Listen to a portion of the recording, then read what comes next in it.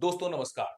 राष्ट्रीय स्वयंसेवक संघ और भारतीय जनता पार्टी दो ऐसे नाम जो भारतीय राजनीति में एक दूसरे के पर्याय बन चुके हैं। लेकिन क्या आप जानते हैं कि इनका रिश्ता केवल संगठन और पार्टी तक सीमित नहीं है।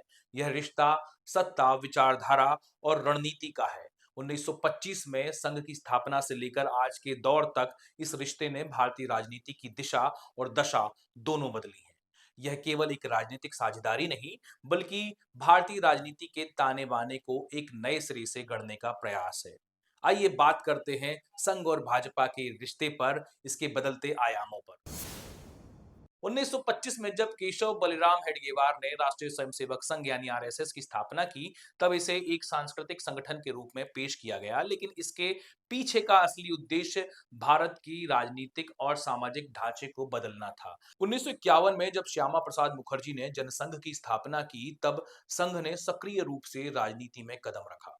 ये वो समय था जब संघ ने सांस्कृतिक संगठन से राजनीतिक शक्ति बनने की ओर कदम बढ़ाया था। 1980 में भारतीय जनता पार्टी यानी भाजपा के जन्म के बाद संघ को एक राजनीतिक मंच मिला। इस साझेदारी ने दक्षिणपंथी विचारधारा को मुख्य धारा की राजनीति में स्थापित करने में सबसे अहम भूमिका निभाई। अटल बिहारी वाजपेयी के नेतृत्व में भाजपा और संघ का रिश्ता संतुलन और सहयोग का प्रतीक बना। वाजपेयी ने गठबंधन की राजनीति को अपनाते हुए संघ को सीमित भूमिका में रखा, लेकिन नरेंद्र मोदी के नेतृत्व में भाजपा ने संघ के प्रभाव को अपनी प्राथमिकताओं और रणनीतियों के अनुसार ढाला है। यह बदलाव भाजपा की सत्ता में बढ़ती मजबूती का संकेत था। संघ ने विचार दिया और भाजपा ने उसे एक राजनीति में तब्दील कर दिया। लेकिन यह रिश्ता सत्ता और विचारधारा के संतुलन पर टिका हुआ है। संघ प्रमुख मोहन भागवत के हालिया बयान जैसे हर मस्जिद के नीचे शिवलिंग खोजना जरूरी नहीं है, भाजपा और संघ के बीच बदलते समीकरणों की ओर इशारा करते हैं। यह बयान केवल एक विचार नहीं है, बल्कि राजनीतिक नब्ज टटोलने का एक माध्यम है। यह संघ की उस रणनीति का हिस्सा है जिसमें वह विचारधारा के मुद्दों को समय के हिसाब से ढालता है।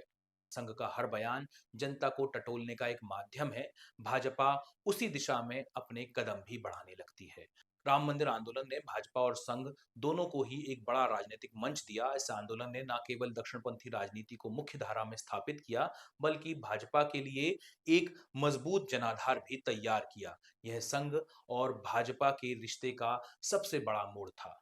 हालांकि भाजपा ने आज हिंदुत्व को एक सॉफ्ट पावर के रूप में इस्तेमाल करना शुरू कर दिया है। मस्जिद शिवलिंग विवाद इसका एकदम ताजा उदाहरण है। भाजपा और संघ जानते हैं कि जनता की नब्ज को समझना उसकी राजनीति का आधार है। जनता का रुख देखकर भाजपा अपने एजेंडे को बदलने में कभी देर नहीं करती। हिंदुत्व भाजपा के लिए एक साधन है और संघ की रणनीति इसे समय और परिस्थिति के अनुसार ढालने की रही है। नरेंद्र मोदी और योगी आदित्यनाथ जैसे नेता संघ से सार्वजनिक दूरी दिखाने की कोशिश करते हैं। मोदी और योगी दोनों ही सत्ता में रहते हुए यह संदेश देना चाहते हैं कि उनकी स्वायत्ता संघ के प्रभाव से स्वतंत्र है। लेकिन यह भी सच है कि भाजपा की चुनावी रणनीतियों में संघ के प्रचारकों की भूमिका अब और महत्वपूर्ण हो गई है। हरियाणा और महाराष्ट्र चुनावों में संघ की सक्रियता ने यह दिखाया कि भाजपा पूरी तरह से अभी आत्मनिर्भर नहीं हुई है। संघ का समर्थन भाजपा के लिए आज भी एक मजबूत आधार है।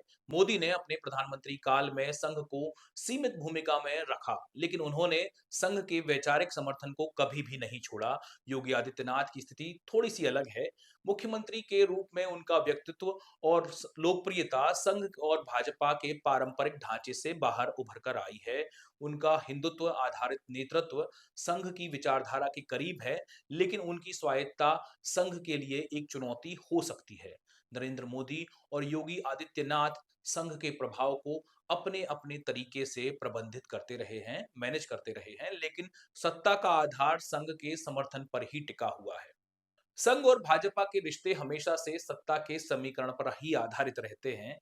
संघ ने अपनी विचारधारा को लागू करने के लिए भाजपा को एक माध्यम के रूप में इस्तेमाल किया। बाला साहेब देवरस से लेकर मोहन भागवत तक संघ के सभी प्रमुख नेताओं ने सत्ता में अपनी उपस्थिति बनाए रखने के लिए भाजपा के साथ एक किस्म का समन्वय कर रखा है।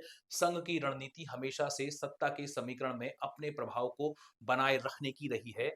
नरेंद्र मोदी और अमित शाह जैसे नेताओं ने संघ के इस प्रभाव को संतुलित करने की कोशिश की, लेकिन यह स्पष्ट है कि संघ और भाजपा के बीच का रिश्ता विचारधारा और सत्ता के संतुलन पर टिका हुआ है। संघ और भाजपा का यह रिश्ता सत्ता, विचारधारा और रणनीति का अनोखा संगम है, लेकिन यह सवाल अब भी बना हुआ है कि यह रिश्ता स्थिर रहेगा या समय के साथ इसमें भी बदलाव आएगा। मोहन भागवत जैसे नेताओं के बयान और भारतीय जनता पार्टी की आत्मनिर्भर बनने की कोशिशें इस रिश्ते को एक नई दिशा दे सकती हैं, लेकिन यह भी सच है कि संघ और भाजपा की राजनीति का आधार सत्ता को बनाए रखना और जनता की नब्ज को समझते रहना है। यह रिश्ता भारतीय राजनीति के भविष्य को तय करेगा। संघ और भाजपा का रिश्ता ऐसा है जहां सत्ता सर्वोपरि है और विचारधारा केवल एक माध्यम।